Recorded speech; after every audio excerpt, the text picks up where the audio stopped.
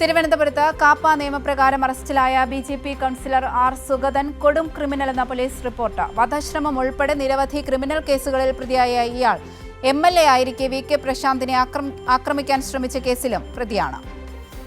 തിരുവനന്തപുരത്ത് കാപ്പ നിയമപ്രകാരം പോലീസ് ജയിലിലടച്ച Vazhottukonam BJP ward councillor Sugathan കൊടും ക്രിമിനലാണെന്നുള്ളതിന്റെ തെളിവുകളാണ് പുറത്തുവരുന്ന പോലീസ് റിപ്പോർട്ട്. വട്ടിയൂർക്കാവ് സ്റ്റേഷനിൽ മാത്രം 2 വധശ്രമം ഉൾപ്പെടെ 7 കേസുകളിൽ പ്രതിയാണിയാൾ. കഴിഞ്ഞ മാർച്ചിൽ ക്ഷേത്രത്തിൽ വെച്ച് CPIM പ്രവർത്തകനെ വധിക്കാൻ ശ്രമിച്ച കേസിൽ 1-ാം പ്രതി കൂടിയാണിയാൾ. വീടുകയറി ആക്രമണം, നരഹത്യാശ്രമം, സ്ത്രീകളോട് അപമര്യാദയായി പെരുമാറൽ, പൊതുസ്ഥലത്ത് ക്രമസമാധാന പ്രശ്നം സൃഷ്ടിക്കൽ തുടങ്ങിയ മറ്റു കേസുകളുമുണ്ട്. വട്ടിയൂർക്കാവ് സ്റ്റേഷനിലെ റൌഡി ലിസ്റ്റിലും ഉൾപ്പെട്ടയാൾ കൂടിയാണ് സുഗതൻ.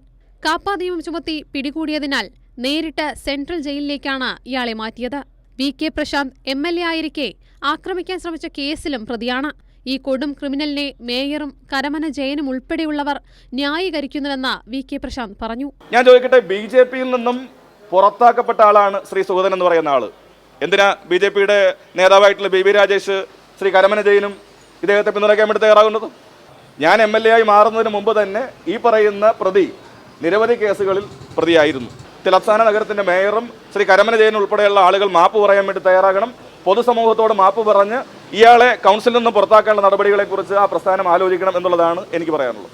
വധശ്രമ കേസിൽ ഹൈക്കോടതി ജാമ്യം നിഷേധിച്ചതിൽ കോടതിയിൽ ഹാജരാകാത്തതിനാൽ പോലീസ് അറസ്റ്റ് ചെയ്യുകയായിരുന്നു. ഒളിവിൽ കഴിയുകയായിരുന്ന സുഗതന്റെ മൊബൈൽ ഫോൺ വീടിന്റെ പരിസരത്ത് ഓണായത് മനസ്സിലാക്കിയ വട്ടിയൂർക്കാവ് പോലീസ് രഹസ്യ നീക്കത്തിലൂടെ അറസ്റ്റ് ചെയ്യുകയായിരുന്നു. സംഭവം അറിഞ്ഞ സ്ഥലത്ത് തടിച്ചുകൂടി അക്രമം സൃഷ്ടിച്ച BJP പ്രവർത്തകരെ പ്രതിരോധിക്കാൻ പോലീസ് ആകാശത്തേക്ക് വെടിയുതിർത്തു. കൈരളി ന്യൂസ്, തിരുവനന്തപുരം.